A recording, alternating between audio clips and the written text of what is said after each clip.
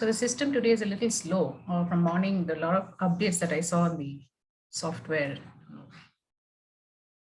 All right, good morning. So we begin our today's session. As all of you have been recapping correctly, it is about the types of studies that we have understood with respect to a few caselets, and the types of studies that we've been discussing are about reporting studies, descriptive studies, explanatory studies, and predictive studies.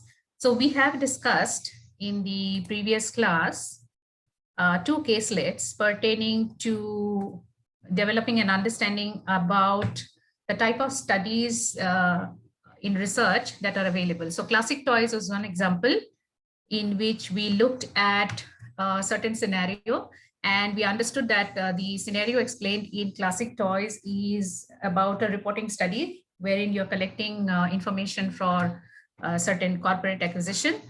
The second caselet that we have discussed in class was pertaining to MedImage, which you currently see on the screen. And MedImage study was pertaining to a descriptive study because it was going to deal with how the business manager for MedImage, that is the caselet in the discussion, has a certain assignment to make, which is he has to get the the relevant information describing different types of patient profiles and all of that in order to understand whether to join the proposed healthcare plan of the insurance company that has approached them. So this was a typical example of a descriptive research study. Let us look at the third case study. So there are four types of studies which we have looked at. One was the reporting, second was descriptive, third is explanatory, and fourth is predictive. And for understanding these four types of studies, we wanted to take four types of caselets and understand how these are same or what are the characteristics and what are the differences. So what do you see on the screen now? This is an example of the caselet of More Coatings, which is a paint manufacturer, which is having trouble maintaining profits. The owner believes inventory management is a weak area of the company's operations. In this industry, many paint colors, types of paint, and container sizes make it easy for a firm to accumulate large inventories and still be unable to fill customer orders. You look into the present warehousing and shipping operations and find excessive sales losses and delivery delays because of out-of-stock conditions. An informal poll of customers confirms your impression. You familiarize yourself with the latest inventory management techniques. You ask the warehouse manager to take an inventory, and you review the incoming orders for the last year. You run a pilot line using the new control methodology. After 2 months, the data show a much lower inventory and a higher order fulfillment rate. You recommend that the owner adopt the new inventory method. So what is the decision-making dilemma that is facing the manager in More Coatings? First is to understand. We will understand what is the type of research study here in a little while from now. What is the basic decision-making dilemma facing the manager? Anybody can put it on the chat box. What did you understand? What is the caselet background? So we are trying to first of all understand a particular scenario in this paint manufacturer example, which is having trouble maintaining profits. And the owner believes inventory management is the weakest area of the company's operation, or is one of the critical areas, and which is happening to be a weak area. And the paint industry, there are certain things that are mentioned here, many paint colors, type of paint, and container sizes. It is one of the reasons for accumulation of inventory, right? So you are studying operations management, production, and all that. So you can understand why inventories are a critical component of a business operation, especially pertaining to a company like More Coatings, which is a paint manufacturer. So how does inventories pile up is what is being discussed in the caselet. So what is the criteria now for the business manager to consider? You have to look into the present warehousing and shipping operations. All right, so this is your business operation related area wherein you're going to look at what is the objective of the company. What are the strategies? What are the tactics? So the tactics is that there would be different types of paint colors, types of paint, different container sizes, packaging types and all that. And you have to look into the present warehousing and shipping operations and find how much are the sales losses, delivery delays that are happening because of the out of stock condition. WOS, we normally talk about out of stock conditions, which actually influences or affects a lot of the sales that are possible for a company's product. And if there are out of sales, out of stock conditions, there could be customers who might substitute your brand. Instead of your brand, they'll buy something else.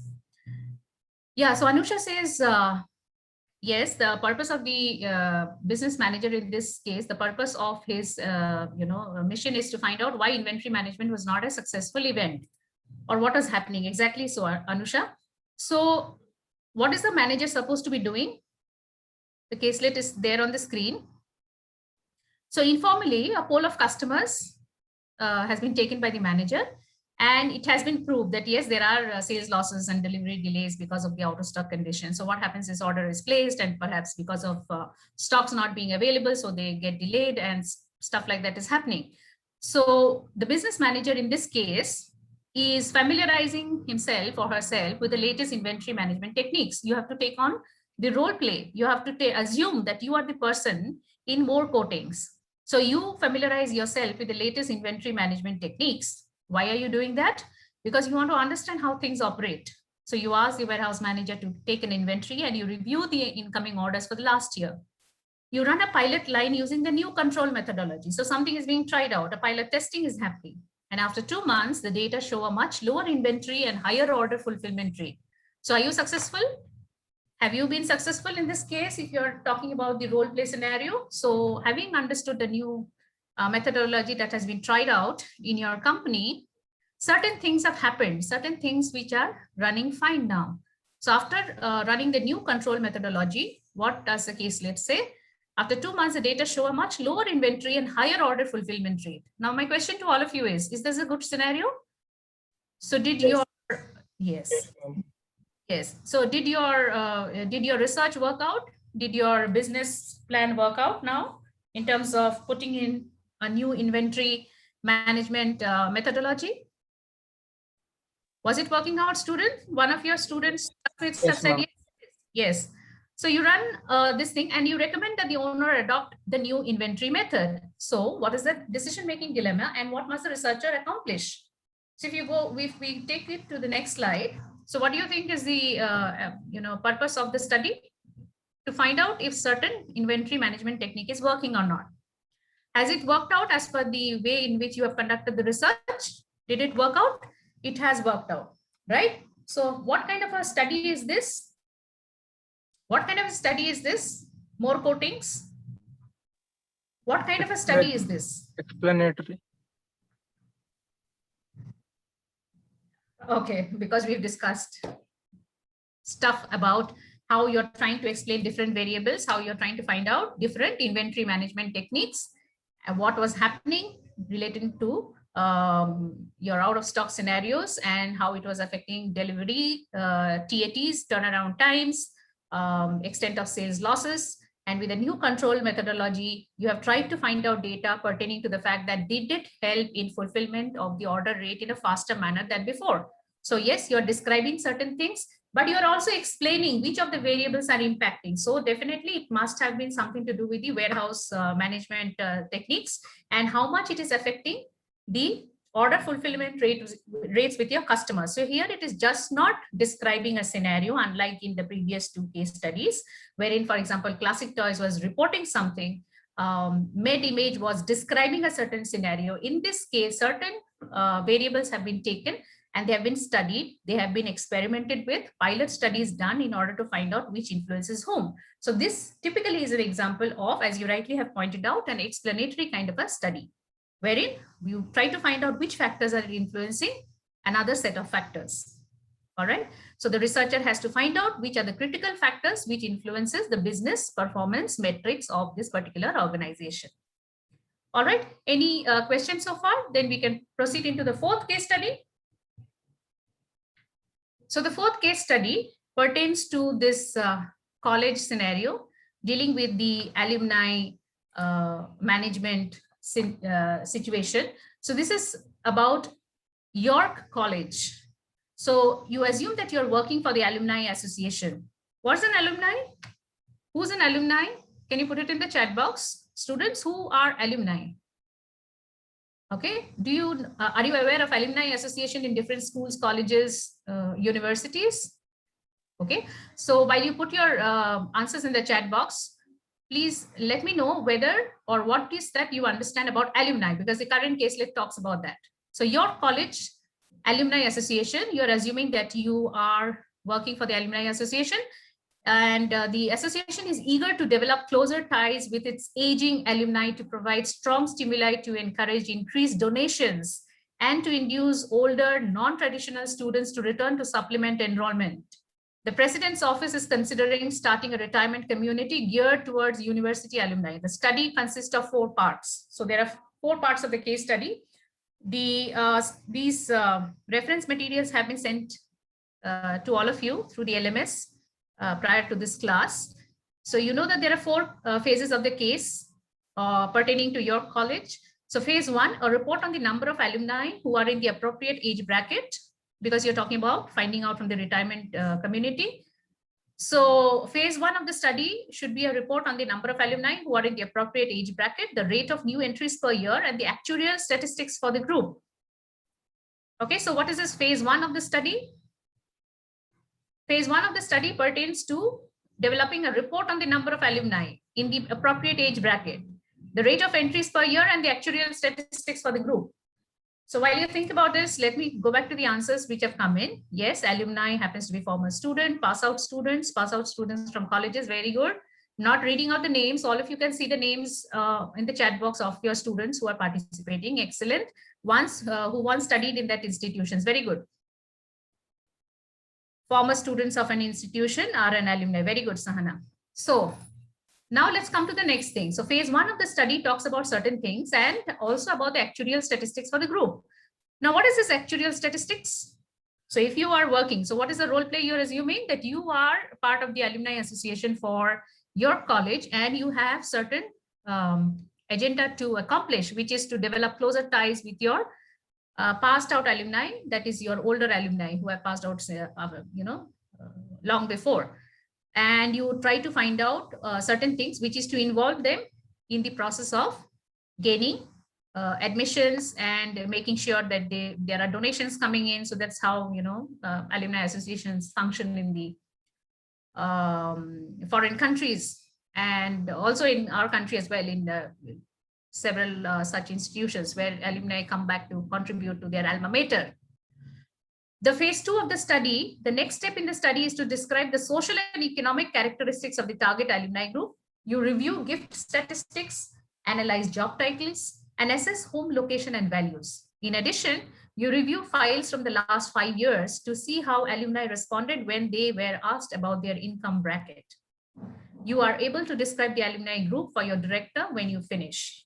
So the phase 2 study is an extension of the phase 1 study, which basically reports. Phase 1 is reporting on certain aspects.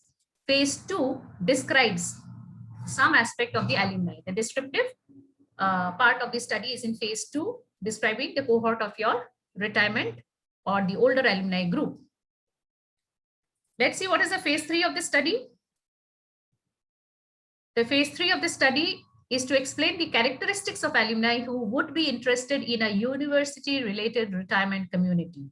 You make an extensive report to both the alumni director and the university president, covering the number of eligible alumni, their social and economic standings, and the characteristics of those who would be attracted by the retirement community. So the third phase of your study is to explain some of the characteristics, right? Explanatory kind of a thing. Which are some of the characteristics? How the alumni with various, descriptive or some variables would be a target segment for the purpose of your study. Phase 4, the president needs to predict the number of alumni who would be attracted to the project so that she can adequately plan the size of the community. Using the data collected, you can predict the initial demand for the community and estimate the growth in demand over the next 10 years.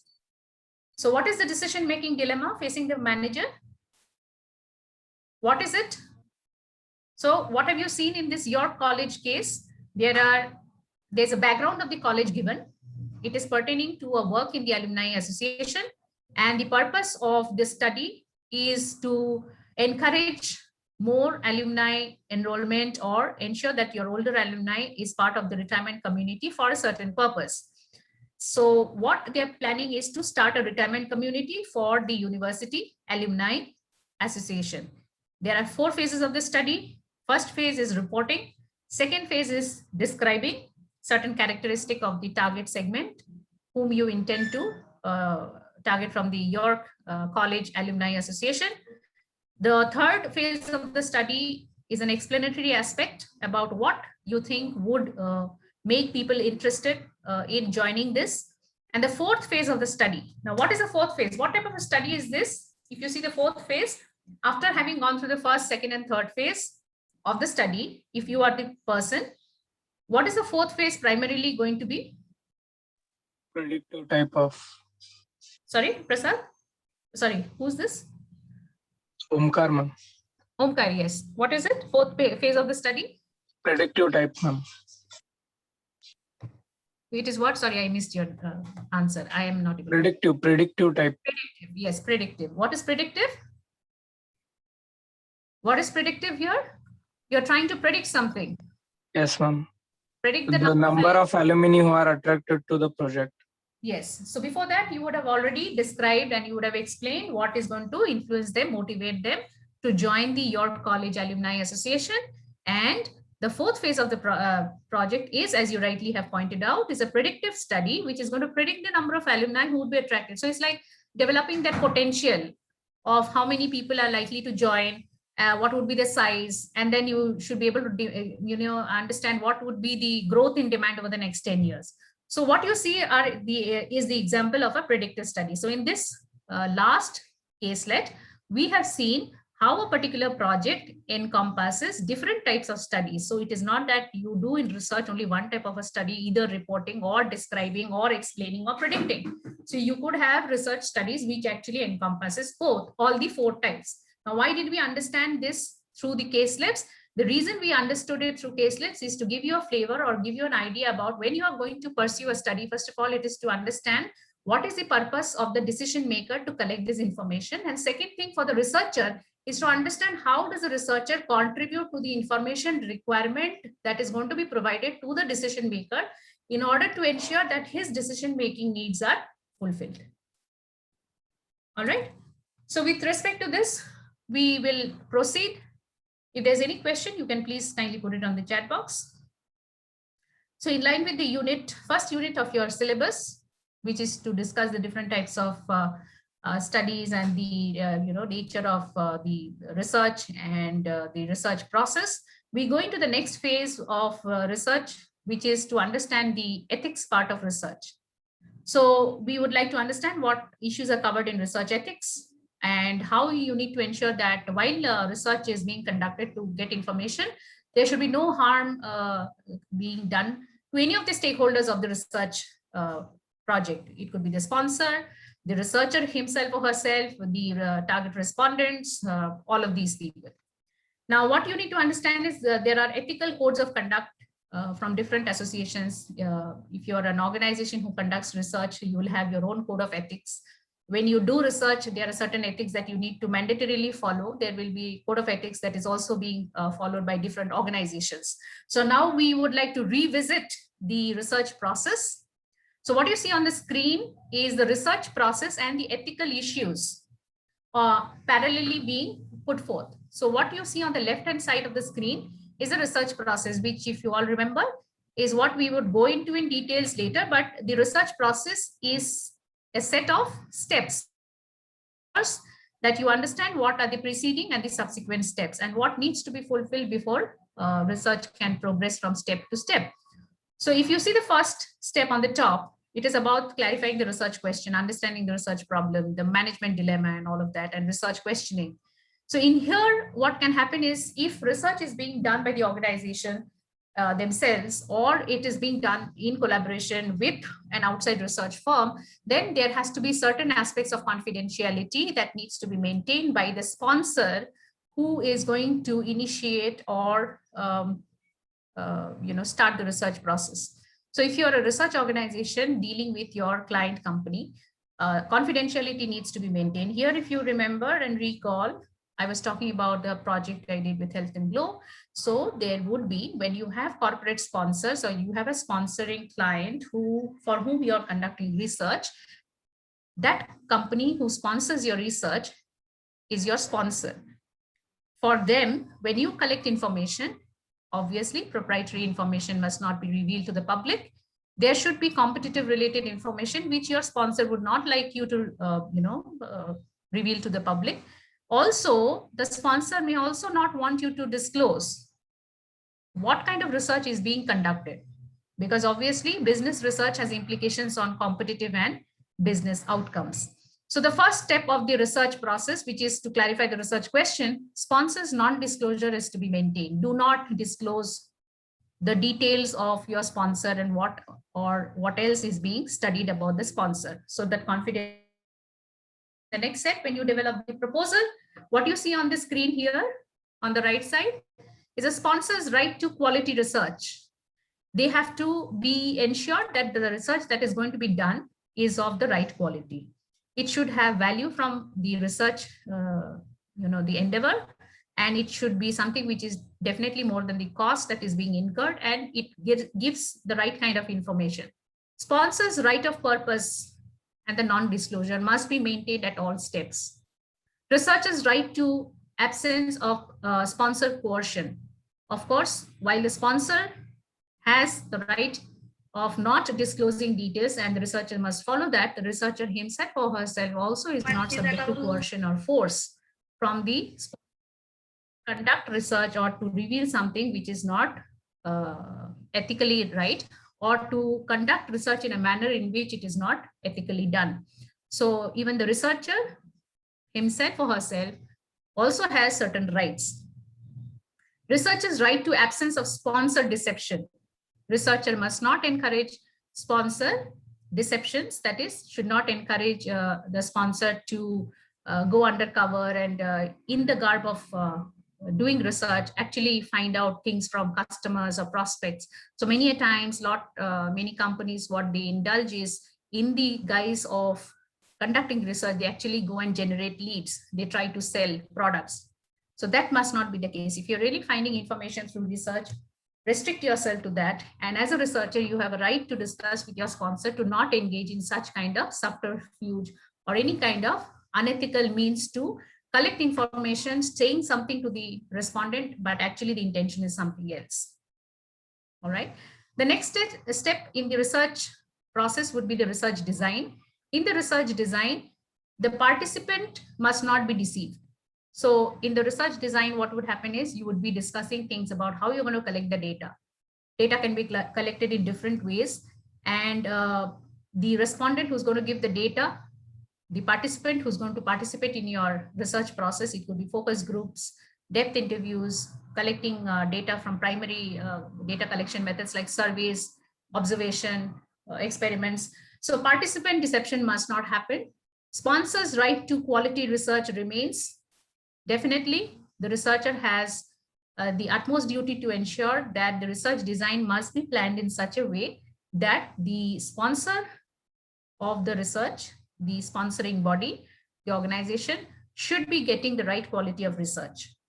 So it would be in the interest of the sponsor to ensure that the researcher also who is engaged in the process must be encouraged to follow the appropriate research design strategy, which is the different kinds of data collection design, the sampling design, the instrument development.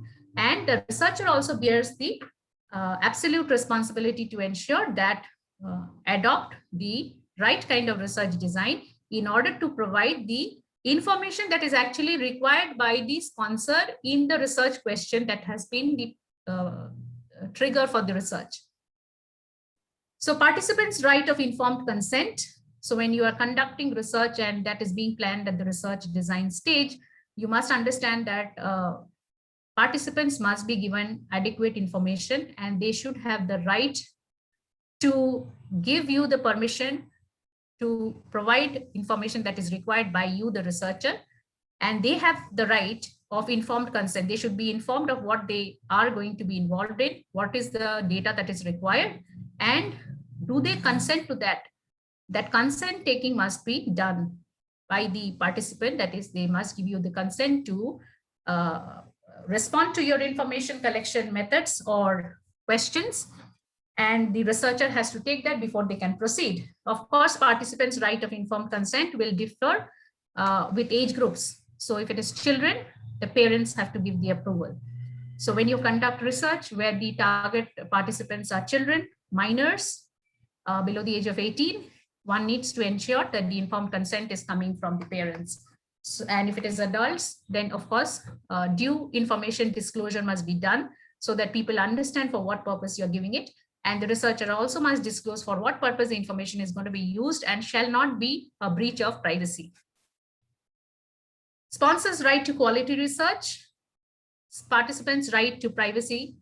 If they don't want to respond to something, they refuse, you have to give them the freedom to say no to something, and you have to proceed with that. You have to be, as a researcher, able to understand and accommodate no responses, refusals, and all of that, so that the right of the participant is not encroached. Researcher's right to absence of sponsor coercion. Researcher must not at any stage of the research process succumb to the sponsor's efforts, if any, of coercion, that is force or persuasion to collect information in an unethical manner from participants and respondents. So the researcher must maintain at all stages of the research process that ethical integrity by which the method in which research is going to be collected, the methodologies that are going to be involved in, the way in which the data is going to be gleaned from the respondents must be following ethical norms. When you come to the stage of research design and data collection together, there is obviously at all the stages of the research process, just like the researcher, the sponsor always has the right to quality research.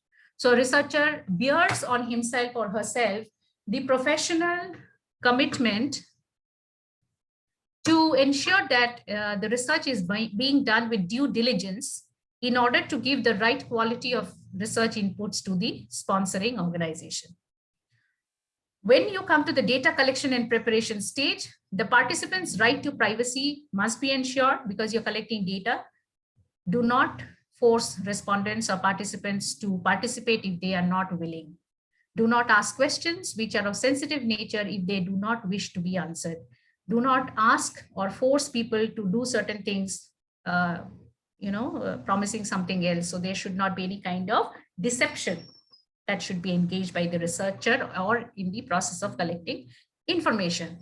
The sponsor's right to sponsor non-disclosure. Yes, there are certain confidential elements of the sponsor which the researcher must not disclose in the process of conducting research.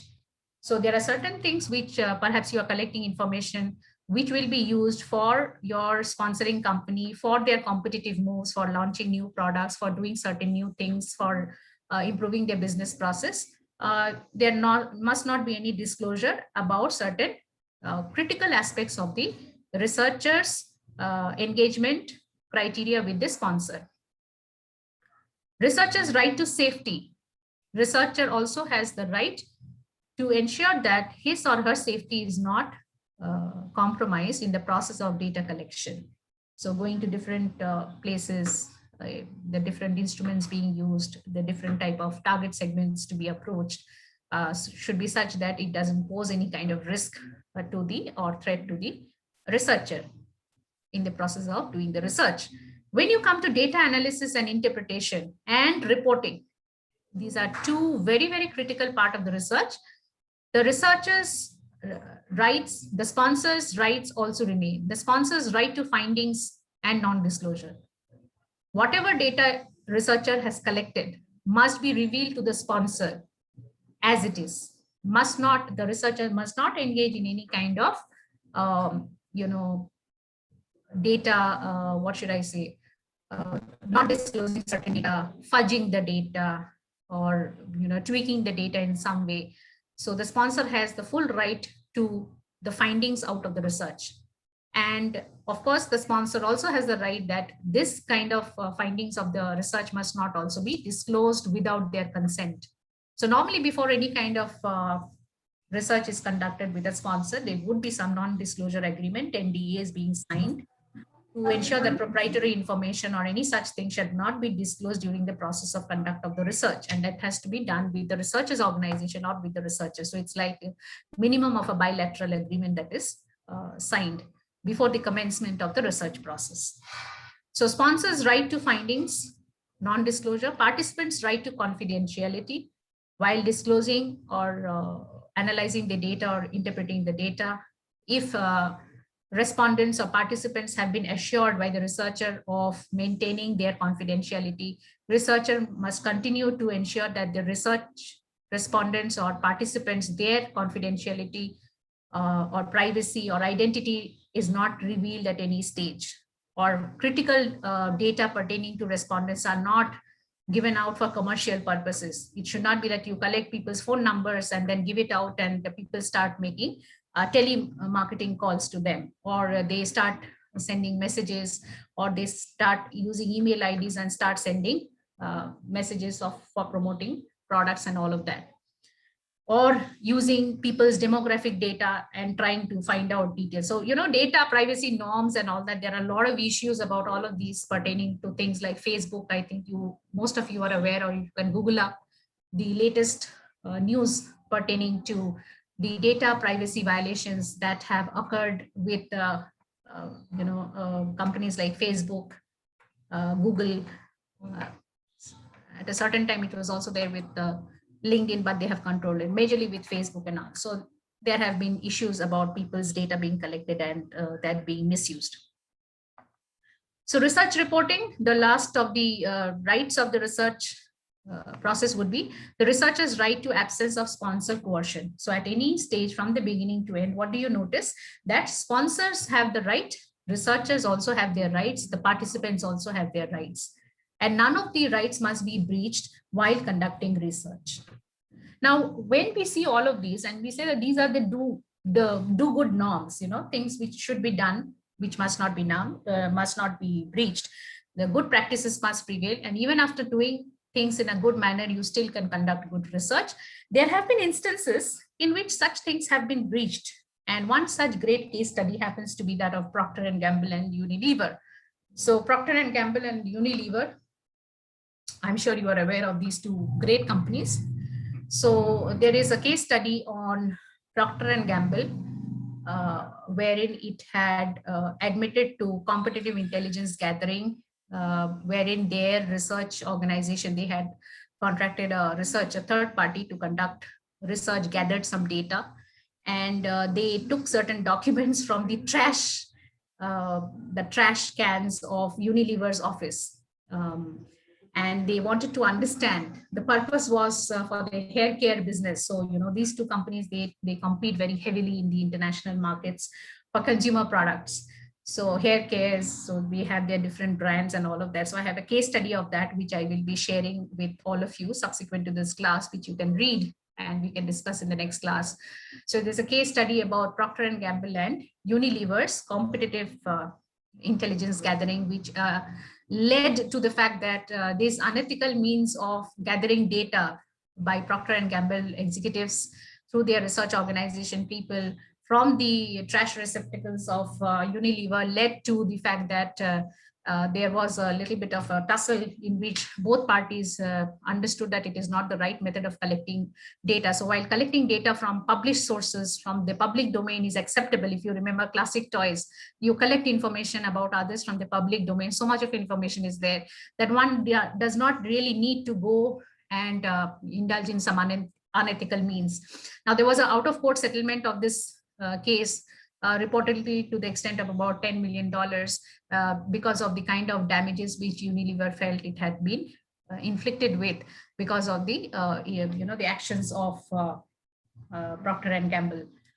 So the corporate intelligence gathering techniques, which are normally used by the different companies in the industry. So corporate intelligence gathering, corporate espionage, business intelligence gathering, all of that is all expected to be done by companies, but the method in which it is being done is something that has to be ensured by the companies themselves, that are they doing it in the right manner or not. So what you see on your screen is this international case study about the ethics of competitive intelligence, referring to Procter and Gamble's effort of gathering intelligence or competitive intelligence from their major competitor Unilever, and this was way back in the year 2001.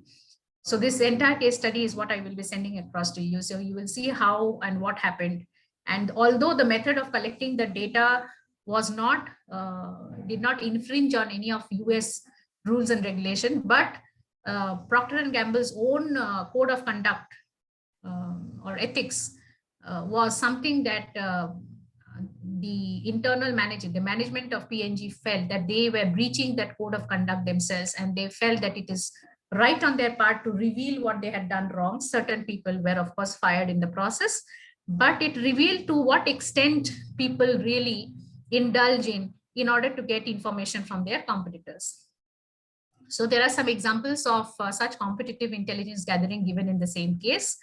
And you can see the same, that is how different companies, while they're collecting data, knowingly, unknowingly, executives involved may end up indulging in activities which are not so healthy or not so, should not be actually encouraged. So to what extent, what is the acceptable method of collecting data for research? And what are the boundaries is what is given here. There is another example of Oracle, admitting to accusations that it had authorized some covert intelligence gathering operations on 3 lobbying groups who were on the side of Microsoft in their antitrust case. And there is another example of Kraft Foods, collecting the data for understanding how they could gain, mileage in their pizza business. So this case study, which I'll be sending across after this class, is something that you need to go through in order to understand how ethics in business research influences all aspects of the business research process, and what is the due diligence that companies themselves must be doing while they conduct research within their organizations. And of course, what are the important things that organizations who conduct research for others must also keep in mind.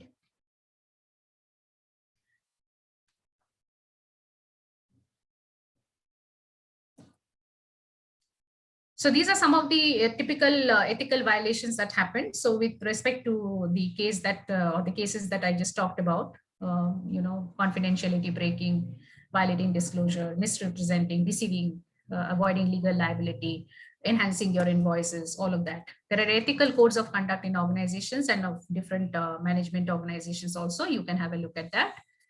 So the ethical treatment of participants are of utmost importance.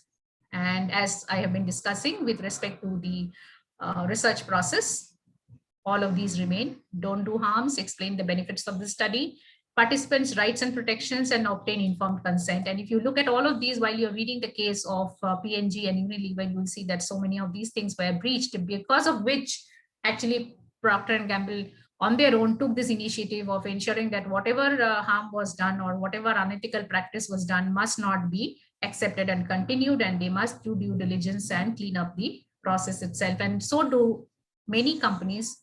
A lot of the companies in our country and across the world today do follow all of these inside the house. So there is a process of ensuring that corporate governance norms ensures that we don't do any unethical practices within the organization.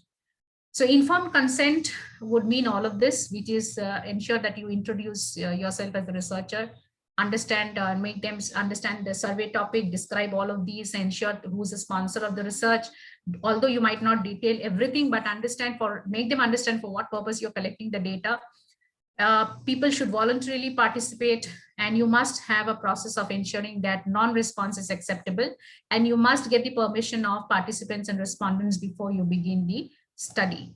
The characteristics of informed consent happens to be the competency to give consent. Does the participant or the respondent are they competent to give responses, or can they give the permission to begin? So, they should be of the right, physical condition, the mental state. So all of those conditions which basically follows from the right of, the people who can actually make a contract. So people should be of the right mental state. They should be able to give the consent voluntarily. They should be adequately informed, and they should know about the risks involved in participating in such studies. Ethical responsibilities, as I told you, for children, uh, different countries, different organizations would have different guidelines for children, for studies pertaining to getting information for children. And most of the commonalities are that the parents involved, uh, parents or the legal guardians of the children, should be approached to take the consent. So parental approval is important if you are conducting research with children. Deception, in terms of disguising your non-research activities or actually camouflaging your true objectives, must not be done. So no deception must be engaged in research. So if it is for the purpose of generating leads, you do so, but don't go in the garb of doing research to collect research sales leads or things like that. Just don't go on the garb of doing academic research and actually collecting data from someone else for some other purpose.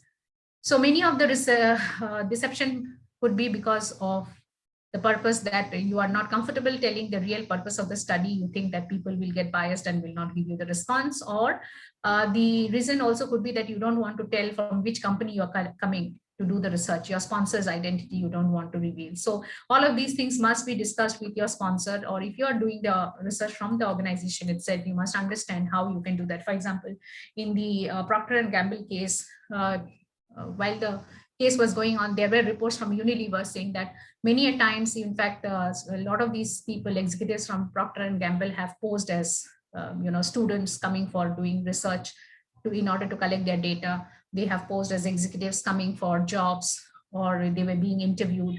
So they called for interviews and interviewed, Unilever people and stuff like that. So a lot of ways in which deception actually can occur.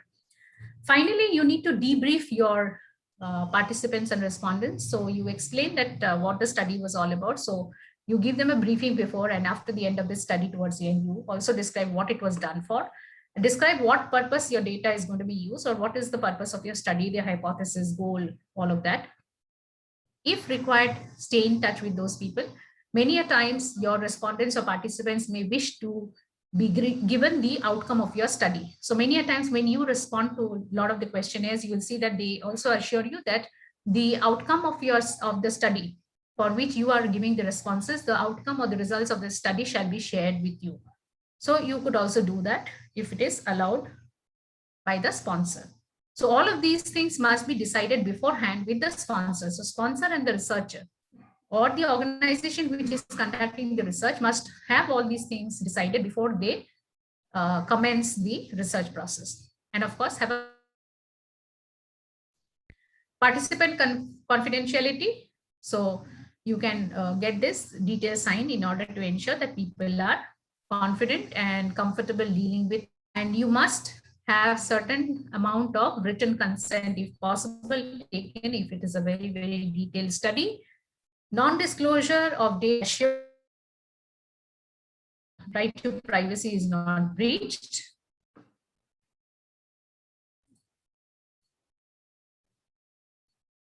The right to privacy,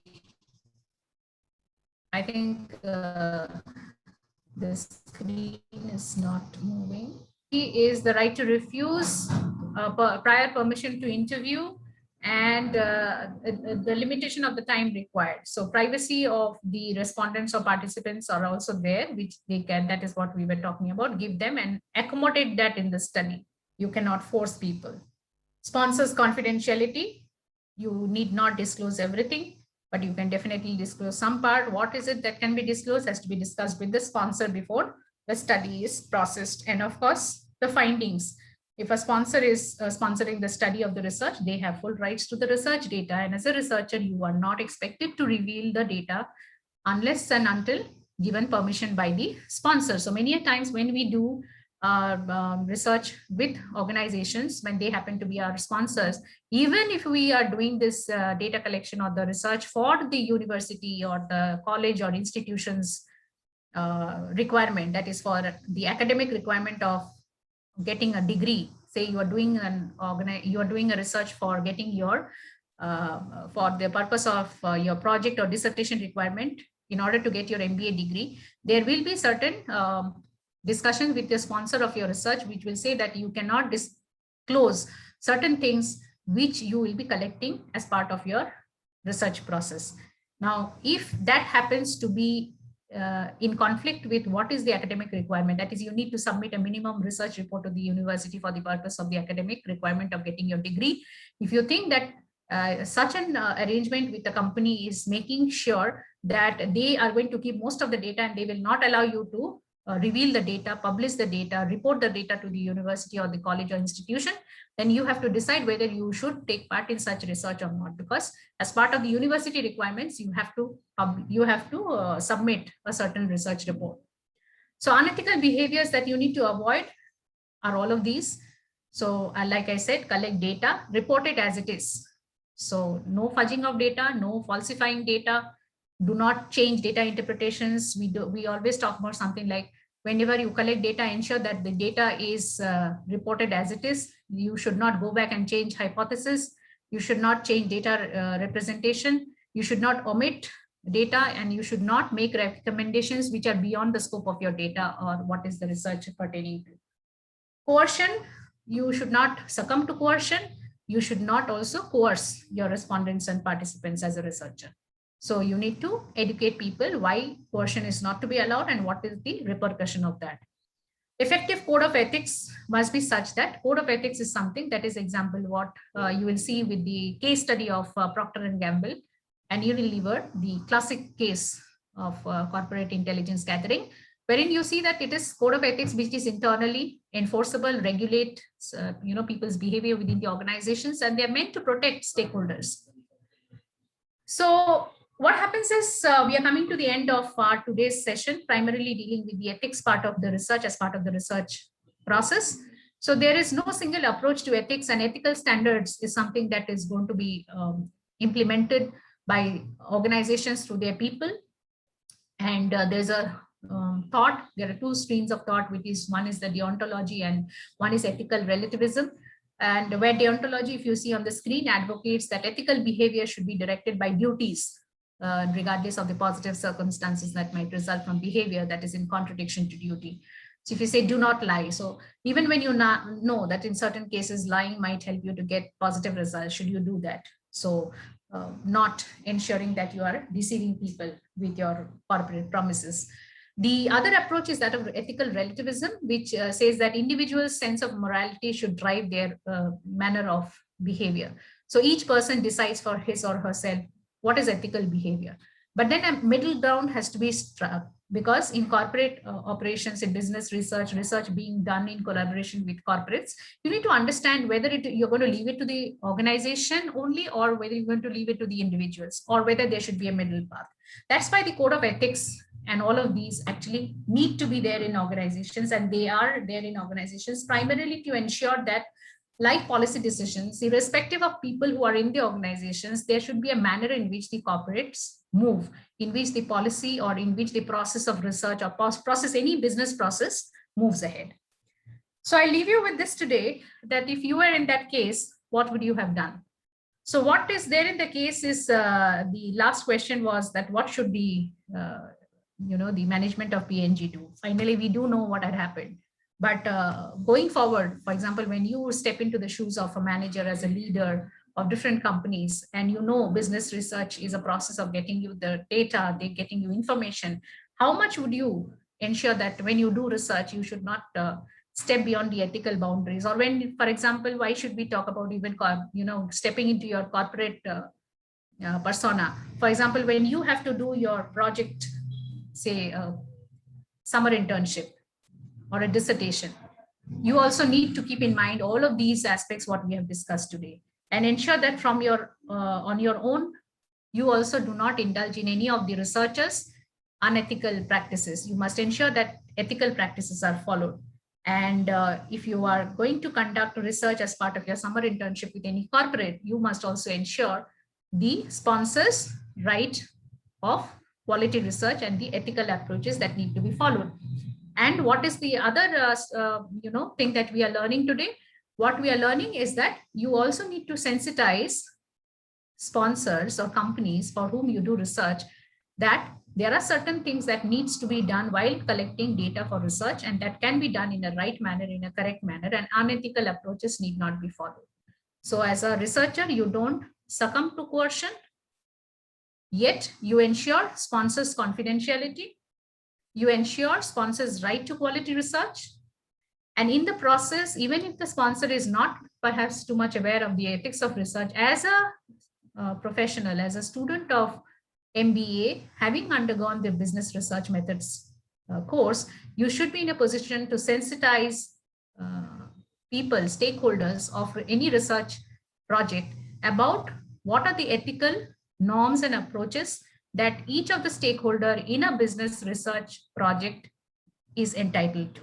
So even the participant and respondents also have their ethical rights. And that is what the researcher himself or herself carries on his or her shoulders to ensure what I put on the screen now, that ethical relativism must not be such that you just decide what is right for you in a certain situations and do something else in another situation. What is right remains right, no matter whether people are looking or whether people are watching. What is right and what should be rightly done must be done even when nobody is looking. So I leave you with this. If there's any question, you can ask on the chat box, or you can unmute and ask me. So what did we go through today? So we have understood the research process today. So while you are giving any kind of sending across any kind of queries, any kind of doubts, I will quickly recap what we've done today. So we have looked at the two extra business caselets, one on explanatory and one on predictive study. And we proceeded with the research process, still into unit 1, discussing the ethical issues on many of these process steps. We have discussed the international business case on Procter & Gamble and Unilever and their corporate intelligence gathering. We have discussed the different types of ethical violations. We have discussed their ethical codes of conduct, which remains with organizations, and they get implemented by the organization and its executives. We have seen what are the criteria for ethical treatment of participants in a research. We have also seen what is informed consent and the components of informed consent. We have seen the characteristics of informed consent, who or what enables informed consent to be given, ethical responsibilities when you're conducting research with children. We have understood what can cause deception and the reasons for deception. And we have also seen why debriefing in research is important and what all needs to be done in order to ensure participant confidentiality. We have understood why right of privacy is required, the right to privacy of participants and respondents, and sponsor confidentiality must be maintained by the researcher if the sponsor and the researcher are two different entities. And the unethical behavior that you need to avoid. These are some of the things which needs to be kept in mind, and what should be done if coercion is engaged or indulged in. Principles of effective code of ethics, certain key terms, and ethical approaches, deontology, and relativism in ethical conduct. So ethical relativism. So if there's anything else, you can let me know if there's any doubt. Otherwise, we end today's class with this. Tomorrow, we are going to look at Unit 1, Chapter 3 of your textbook, dealing with different kinds of terminologies, concepts, constructs, and all of that. Now, the other thing which